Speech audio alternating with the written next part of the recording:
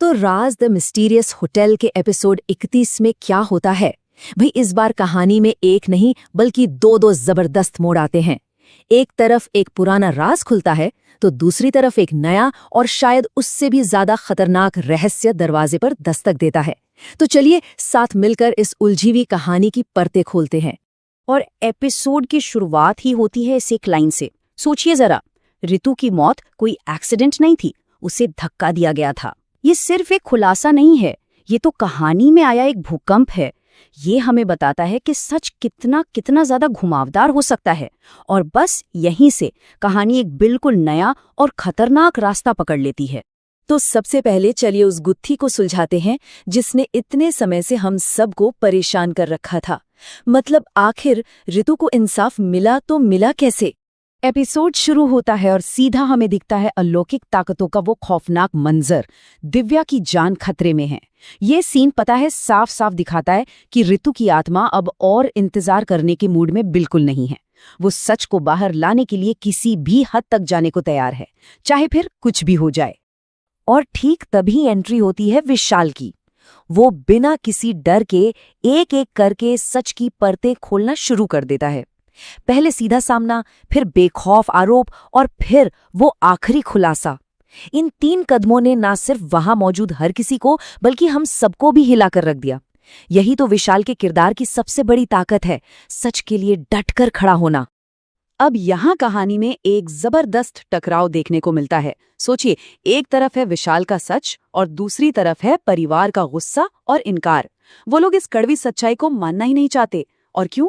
क्योंकि कभी कभी सच सुनना ही सबसे मुश्किल काम होता है ना। और बस यहीं पर कहानी एक नया मोड़ ले लेती है। देखिए, विशाल सिर्फ आरोप नहीं लगा रहा, वो सीधे रोहन की दुखती रग पर हाथ रखता है, उसे अलीशा के उस जहरीले जुनून की याद दिलाकर। और रोहन का वो एक पल के लिए चुप हो जाना, बस वो चुप्पी ही सब कुछ कह देती है। शक की सुई अब घूमकर सही जगह आ चुकी थी। और फिर आखिर में हमें वो सुकून भरा पल देखने को मिलता है। ऋतु की आत्मा को आखिरकार शांति मिल ही जाती है। उसकी वो मुस्कान पता है इस बात का सबूत है कि सच की हमेशा जीत होती है, भले ही थोड़ी देर क्यों ना हो जाए।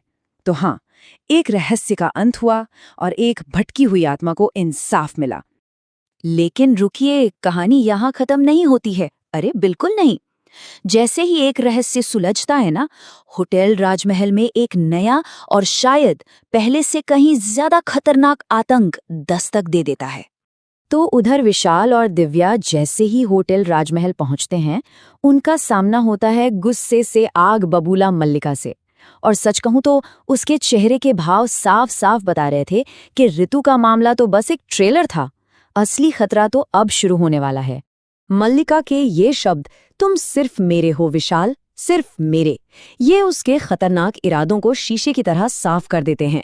उसका ये जुनून, विशाल को किसी भी कीमत पर पाने की ये जिद, यही तो उसकी असली ताकत है। और सच मानिए, यही चीज उसे सबसे ज्यादा खतरनाक और अनप्रिडिक्टेबल बनाती है। और इसके बाद शुरू होता है मल्लिका की ताकतों का असली भयानक प्रदर्शन। पहले तूफानी हवाएं, फिर कानों में चुभती अजीब आवाजें और ऊपर से एक ऐसी बदबू जो किसी के भी होश उड़ा दे। ये सिर्फ एक चेतावनी नहीं थी, ये तो खुलेआम अपनी ताकत का ऐलान था कि अब इस होटल में सिर्फ और सिर्फ उसी का राज चलेगा। तो सवाल ये उठता है कि आखिर मल्लिका का गुस्सा इस हद तक भड़का क्यों? वजह थी जलन। सीधी सी बात, जैसे ही उसे एहसास होता है ना कि विशाल के दिल में दिव्या के लिए थोड़ी सी भी परवाह है, बस उसका गुस्सा एक जानलेवा रूप ले लेता है। और देखिए, मल्लिका का गुस्सा अब सिर्फ कोई एहसास नहीं था, वो एक जानलेवा हकीकत बन चुका था। दिव्या का इस तरह हवा में उछलना और दीवार से जाकर टकराना, ये साफ दिखाता है कि अब दांव पर सिर्फ डर नहीं बल्कि जिंदगियां लगी हैं।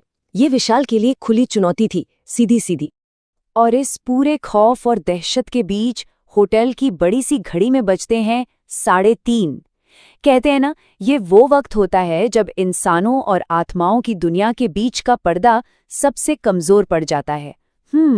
ये महज एक इत्तेफाक तो बिल्कुल नहीं हो सकता। और तब विशाल मल्लिका को जवाब देता है, और ये जवाब सिर्फ एक धमकी नहीं है, ये तो एक ऐलान जंग है। वो साफ कर देता है कि अब वो डरकर पीछे हटने वालों में से नहीं, ये आने वाले एक बहुत बड़े महायुद्ध की पहली चिंगारी है।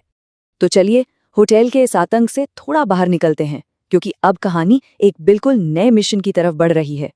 ऋतु को तो इंसाफ मिल गया, ठीक है, लेकिन अब एक और आत्मा है जिसे विशाल और दिव्या की मदद की सख्त जरूरत है। और ये नया मिशन किसका है? ये है करण आहूजा का केस। एक ऐसा केस जो सालों पहले बंद हो चुका है, लेकिन लगता है कि उसकी सच्चाई आज भी कहीं दफन है। और ये मामला जितना सेंसिटिव है ना, उतना ही उलझा हुआ भी नजर आता है। तो अब विशाल और दिव्या इस मामले की तह तक जाने के लिए हर मुमकिन कोशिश करते हैं। मतलब इंटरनेट से लेकर पुराने अखबारों के दफ्तर तक वो किसी जासूस की तरह एक एक सुराख को जोड़ रहे हैं, ताकि किसी तरह करण के परिवार तक पहुंच सके। और जब वो आखिरकार करण के घर पहुंचते हैं, तो वहां की वीरानी ही मानो आधी कहानी बयां कर देती है। ऐसा लगता है जैसे सिर्फ उस घर ने ही नहीं, बल्कि वहां रहने वालों ने भी न जाने क्या क्या झेला है। ये माहौल आने वाले रहस्य को और भी ज्यादा गहरा बना देता है। और ठीक जब लगता है कि चलो अब शायद कोई जवाब मिलेगा, कहानी एक ऐसे मोड़ पर आकर खत्म होती है जिसकी किसी ने भी कल्पना नहीं की होगी। एक बाप का अपने ही बेटे को पहचानने से साफ इनकार। ये एक ऐसा सन्नाटा है जो अपने पीछे हजारों सवाल छोड़ जाता है। तो हम सब इस एक बहुत बड़े सवाल के साथ रह जाते हैं, आखिर करण आहूजा का वो कौन सा सच है जिसे उसका अपना परिवार ही दुनिया से छिपाना चाहता है, उसे दफना देना चाहता है? इन सवालों के जवाब के लिए लगता है हमें इंतजार करना होगा।